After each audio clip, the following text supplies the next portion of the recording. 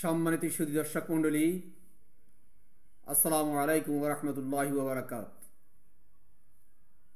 সম্মানিত সুধী দর্শক, প্রতিবারের মতো আমি আমার ইউটিউব চ্যানেল c.unity. চ্যানেল থেকে আপনাদেরকে সাদর সম্ভাষণ জানাচ্ছি। আশা করি সবাই ভালো আছেন। ভূমিকম্পের আতঙ্ক মাথায় নিয়ে আমরা সবাই বসবাস করছি। মহান রাব্বুল আলামিনের কাছে আমরা সবাই আমাদের গুনাহ, আমাদের পাপাচারের জন্যে মাগফিরাত কামনা করে, আল্লাহ রাব্বুল আলামিনের কাছে রহমত কামনা করে আমরা তার কাছে অবনতির চিত্তে ক্ষমা প্রার্থনা করে ভবিষ্যৎ দিনগুলো আমরা অতিবাহিত করব, এ আশাবাদ ব্যক্ত করেই আমি আজকে আমার তত্ত্বাবধায়ক সংক্রান্ত যেই ভিডিওগুলো আমি পর্বে পর্বে দিচ্ছিলাম, এটি হচ্ছে তার তৃতীয় পর্ব। আশা করি আপনারা সবাই উপকৃত হবেন, সে আশাবাদ ব্যক্ত করে আমি আমার কথা শুরু করছি। বলছিলাম যে তত্ত্বাবধায়ক সরকারের ধারাবাহিক ইতিহাস এবং ক্রমপরস্পরায় কেন বাংলাদেশের রাজনৈতিক বাস্তবতায় তত্ত্বাবধায়ক সরকারটি এত আলোচিত, এত অপরিহার্য হয়ে উঠল। যা হোক, আমি যেখানে গত পর্ব শেষ করেছিলাম সেখান থেকে শুরু করি। বিএনপি, জামায়াতে ইসলামী এবং ইসলামী ঐক্যজোট জাতীয় পার্টির একটি অংশ, 4 দলীয় জোট যেটাকে বলা হয়, তাদের সরকারের মেয়াদ শেষ হয়ে যায়, 5 বছর শেষ হয়। 5 বছর শেষ হয়, তারিখটি ছিল 28 অক্টোবর। তো 5 বছর পূর্তি উপলক্ষে ঢাকাতে জামায়াত একটি বিশাল সমাবেশের আয়োজন করে। সেই সমাবেশে ন্যাক্কারজনকভাবে আওয়ামী লীগের নেতৃত্বাধীন 14 দল একটি ভয়াবহ হামলা সংগঠিত করে, একটি ভয়াবহ হামলা চালায়। এই বিশাল জনসমাবেশে হামলায় এমন এক হৃদয়বিদারক পরিস্থিতির সৃষ্টি হয়েছিল যা ভাষায় বর্ণনা করা প্রায় দুঃসাধ্য। 14 জন, জামাতের ভাষায় যে 14 জন তাদের নেতাকর্মী নিহত হয়েছিল সেদিন, যেটা তাদের পরিবেশে তারা শহীদ বলে থাকেন, শহীদ হয়েছিল। অর্থাৎ সরকার মেয়াদ শেষ, তত্ত্বাবধায়ক সরকার দায়িত্ব গ্রহণ করতে যাবেন সংবিধান মোতাবেক আইন অনুসারে। বিচারপতিদের বয়স বাড়ানোটা আইন অনুসারে যথাসিদ্ধ হয়েছিল, কিন্তু রাজনৈতিকভাবে সেটি 14 দল বা আওয়ামী লীগ গ্রহণ করেনি বটে, কিন্তু আইন অনুসারে এটাতে কোনো সমস্যা ছিল না। বিএনপি জামায়াতের 200-এরও অধিক সংসদ সদস্য ছিলেন যারা সংবিধান সংশোধনের জন্য ভোট দিয়েছিলেন এবং সেটি গৃহীত হয়েছিল। সেই হিসাবে সুপ্রিম কোর্টের প্রধান বিচারপতি KM হাসান সর্বশেষ প্রধান বিচারপতি হিসেবে তৎকালীন তত্ত্বাবধায়ক সরকার প্রধান হওয়ার কথা। কিন্তু হঠাৎ করে সরকারের মেয়াদান্তে তত্ত্বাবধায়ক সরকার ক্ষমতা গ্রহণ এবং দলীয় সরকারের ক্ষমতার শেষ, এই যে একটা ট্রানজিশনাল পয়েন্ট, এই ট্রানজিশনাল পয়েন্টে এসেই বিশাল একটা ঝাঁকুনি, বিশাল একটা আঘাত করে বিরোধী দল, আওয়ামী লীগের নেতৃত্বাধীন 14 দল। এই আঘাতে দেশের রাজনৈতিক পরিস্থিতি টালমাটাল হয়ে যায়। এমন পরিস্থিতি তৈরি হয় যে দেশে প্রকৃত অর্থেই কোনো সরকার আছে বলেই আর মনে হচ্ছিল না। এই পরিস্থিতিতে তৎকালীন প্রধানমন্ত্রী খালেদা জিয়ার, প্রধানমন্ত্রীর সচিব ডক্টর কামারউদ্দিন সিদ্দিকী, তিনি বিচারপতি কে এম হাসানের কাছে যান, তাকে আহ্বান জানান যে তত্ত্বাবধায়ক সরকার প্রধান হওয়ার জন্যে, কিন্তু তিনি সেটি অনীহা প্রকাশ করেন। এই অবস্থায় সংবিধান মোতাবেক সর্বশেষ অবসরপ্রাপ্ত প্রধান বিচারপতি যদি অনীহা প্রকাশ করেন বা যদি তিনি না থাকেন, এর আগে যে প্রধান বিচারপতি অবসরে যাবেন তিনি হবেন সংবিধান মোতাবেক তত্ত্বাবধায়ক সরকার প্রধান। কিন্তু বিচারপতি মইনুর রেজা চৌধুরী, যিনি এর আগে প্রধান বিচারপতি ছিলেন, তিনি ইতিমধ্যে ইন্তেকাল করেছেন। তো এভাবে আওয়ামী লীগের পরিভাষায় তাদের দাবি অনুসারে এবং সংবিধানেরও কিছু একটা ব্যাখ্যা তারা দাঁড় করায় যে তারা বিচারপতি মাহমুদুল আমিন চৌধুরী তিনি তত্ত্বাবধায়ক সরকার প্রধান হয়ে তারা মানে। কিন্তু আমি ওই বিষয়টা তৎকালীন সময় আমার পরিষ্কার খেয়াল নেই। এই বিষয়টা আলাই করার আগেই প্রেসিডেন্ট ইয়াজউদ্দিন আহমদকে সামনে নিয়ে আসা হয়। প্রেসিডেন্ট ইয়াজউদ্দিন আহমদকে, এটি হলো রাষ্ট্রপতি কর্তৃক তত্ত্বাবধায়ক সরকারের বিষয়টি টেক আপ করা, হ্যান্ডেল করার বিষয়টা হলো সর্বশেষ অপশন। কিন্তু প্রেসিডেন্ট ইয়াজউদ্দিন ছিলেন দুর্বল চিত্তের মানুষ, তিনি অসুস্থ, বয়স্ক এবং তিনি ছিলেন মূলত একজন শিক্ষক। তাকে তৎকালীন প্রধানমন্ত্রীর আস্থাভাজন হিসেবে রাষ্ট্রপতি বানানো হয়, যদিও তার আগে প্রেসিডেন্ট কয়েকবার ভারপ্রাপ্ত প্রেসিডেন্ট হিসেবে, স্পিকার হিসেবে দায়িত্ব পালন করেছিলেন জমিরুদ্দিন সরকার। তিনি যথেষ্ট এফিসিয়েন্ট ছিলেন।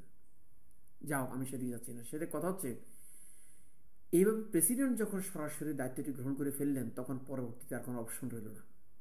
ইতিমধ্যে সারা দেশে আওয়ামী লীগ ব্যাপক আকারের আন্দোলন, জ্বালাও পোড়াও, সহিংস আন্দোলন চড়িয়ে দেয়। এবং এই অবস্থায় দেশের আইনশৃঙ্খলা পরিস্থিতি কন্ট্রোলের প্রয়োজনে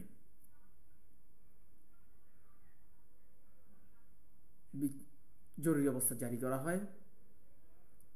তৎকালীন সেনাপ্রধান জেনারেল মঈন মোহাম্মদ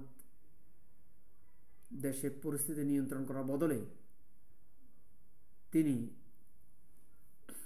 প্রেসিডেন্টের দপ্তরে গিয়ে, সে অনেক ঘটনা লোকমুখে শোনা যায়, তিনি নাকি হুমকি ধমকি দিয়েছিলেন এবং প্রেসিডেন্টের সচিব মোখলেসুর রহমানের সাথে তার উত্তপ্ত বাক্য বিনিময় হয়।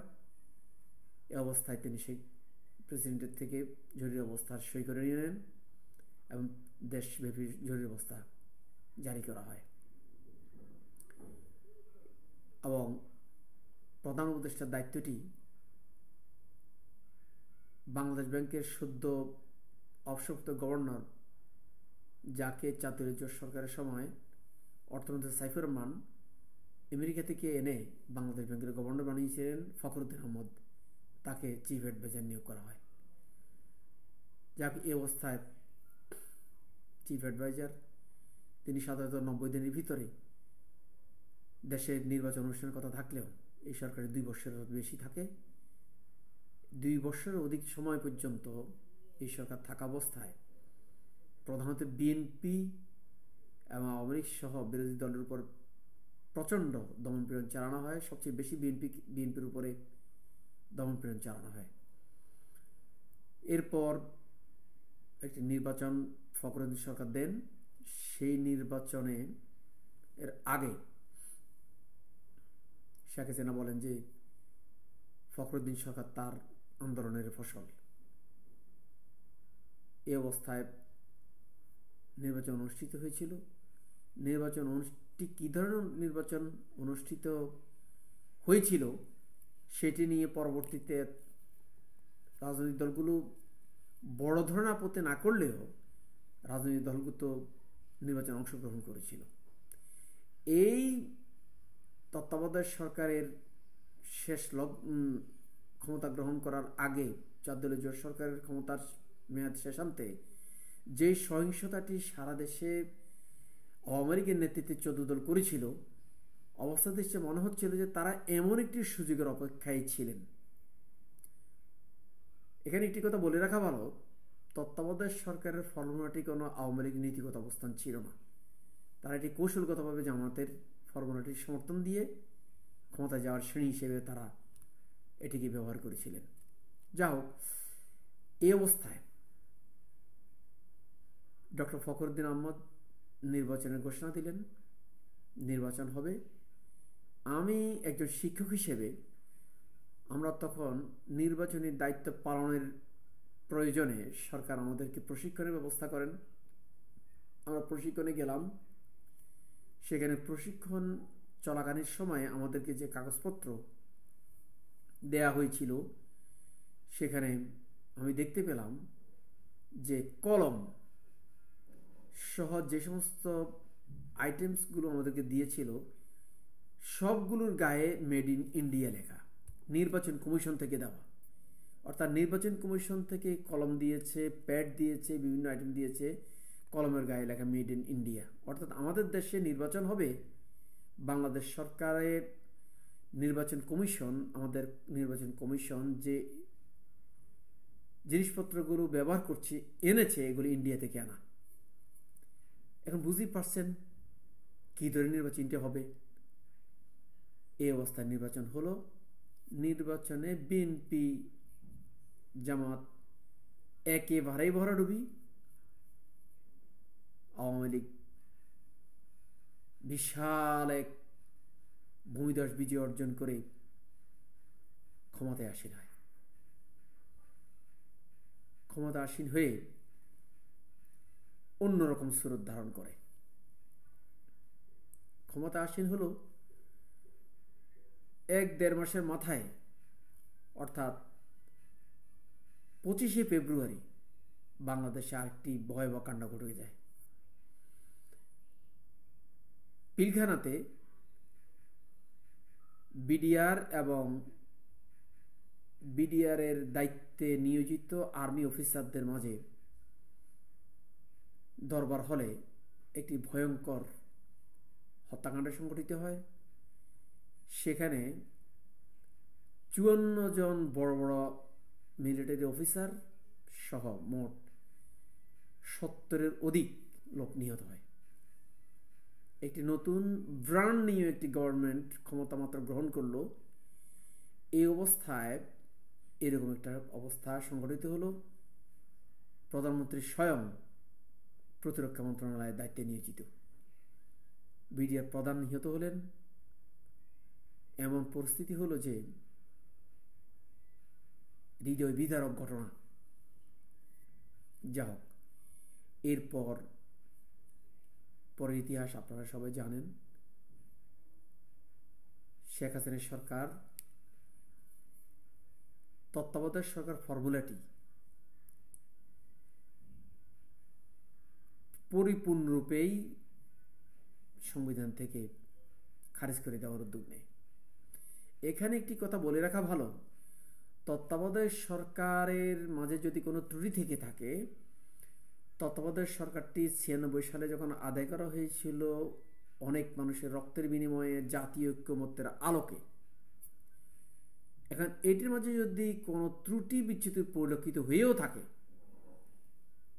কেউ কেউ বলেন যে সেখানে বিচারপতিদের টেনে নেওয়া হয়েছে, আচ্ছা যা হোক, সেটা যদি সংশোধন করার প্রয়োজন হয়, তাহলে এটা যেহেতু একটি ঐক্যমত্যের আলোকে করা হয়েছে, জামাত, আওয়ামী লীগ, জাতীয় পার্টি, এমনকি তৎকালীন ক্ষমতাসীন দল বিএনপি সহ সমস্ত জাতীয় ঐক্যমত্যের আলোকে তত্ত্বাবধায়ক সরকার ব্যবস্থা সংবিধানবদ্ধ করা হয়েছে, বিধিবদ্ধ করা হয়েছে, যাতে দেশে নিরপেক্ষ সুষ্ঠু ইলেকশন আয়োজন করা যায় নির্দিষ্ট সময় অন্তর অন্তর। এখন যুক্তির দাবি, এটিকে আমরা বলবো যে এটা কোনো একটি যেনতেন একটা বিষয় ছিল না, এটা ছিল একটা সোশ্যাল কন্ট্রাক্ট বলা যেতে পারে, একটা সামাজিক চুক্তি। এটা একটা জাতীয় ঐক্যমত্যের আলোকে একটি সামাজিক চুক্তি সম্পাদিত হয়েছিল তত্ত্বাবধায়ক সরকারের বিষয়ে। কিন্তু আওয়ামী লীগ এসে এটিকে একতরফা নিজ ইচ্ছায় নিজ সিদ্ধান্তে এটিকে খারিজ করে দেওয়ার উদ্যোগ নেয়। এটি করলেন কি সরকার আদালতের মুখে, আদালতের ঘাড়ে বন্দুক রেখে এই কাজটি করার চেষ্টা করলেন। এই কাজটা তারা করলেন। তখন প্রধান বিচারপতি ছিলেন বিচারপতি খায়রুল হক। এই বিচারপতি খায়রুল হকের আরও কুকর্ম আছে। 4 দলীয় সরকার যখন মেয়াদ শেষের দিকে, অবশ্য তখন বিচারপতি খায়রুল হক হাইকোর্টের বিচারপতি ছিলেন। তাকে নিয়োগ দিয়েছিল শেখ হাসিনার সরকার 1996 সালে যখন ক্ষমতায় এসেছিলেন, তখন খায়রুল হককে হাইকোর্টের বিচারপতি হিসেবে নিয়োগ দিয়েছিল। এরপর তিনি 4 দলীয় জোট সরকারের শেষের দিকে এসে সংবিধানের 5ম সংশোধনী বাতিল করে দেন। তিনি সংবিধানের 5ম সংশোধনী বাতিল করে দেন। তত্ত্বাবধায়ক সরকার বিষয়েও তিনি নাড়াচাড়া করতে চেয়েছিলেন, কিন্তু পারেননি হয়তো। এরপর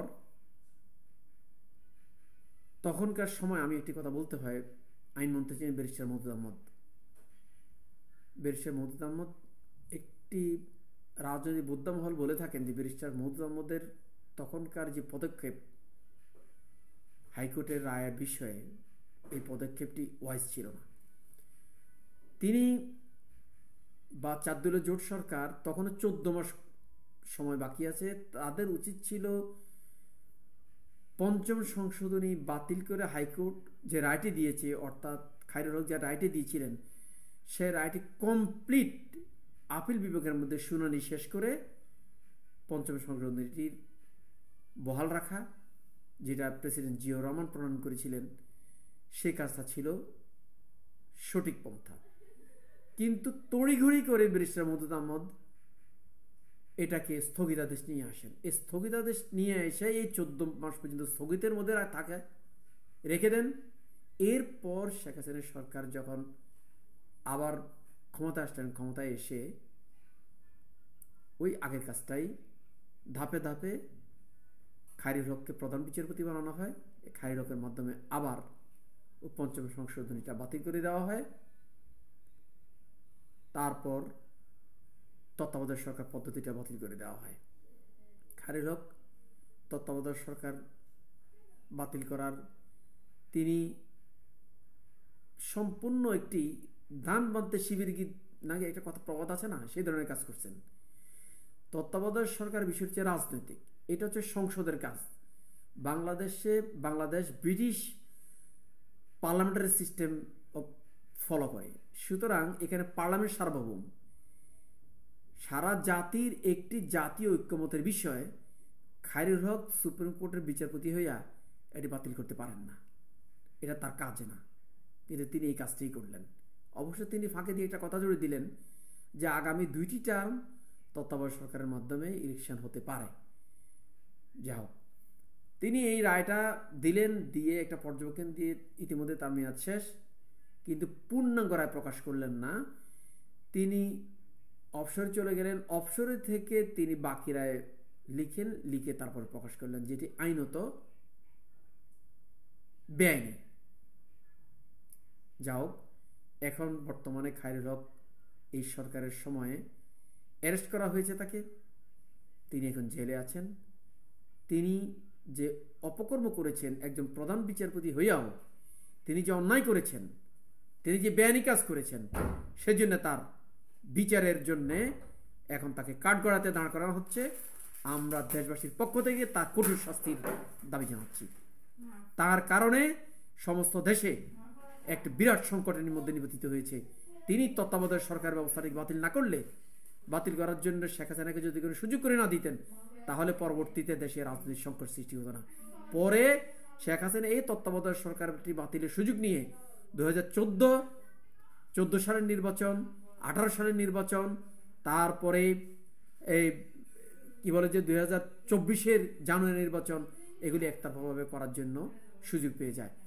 এভাবে সারা দেশের মাঝে গণতান্ত্রিক ব্যবস্থা ভুলুণ্ঠিত হয়ে পড়ে, বিরোধী দলকে প্রায় নিশ্চিহ্ন করে ফেলা হয়। এই যখন অবস্থা, তখন এই যখন পরিস্থিতি, তখন এই সুযোগটি কে করে দিল? এই সুযোগটি করে দিয়েছেন বিচারপতি খায়রুল হক। এই খায়রুল হকের এখন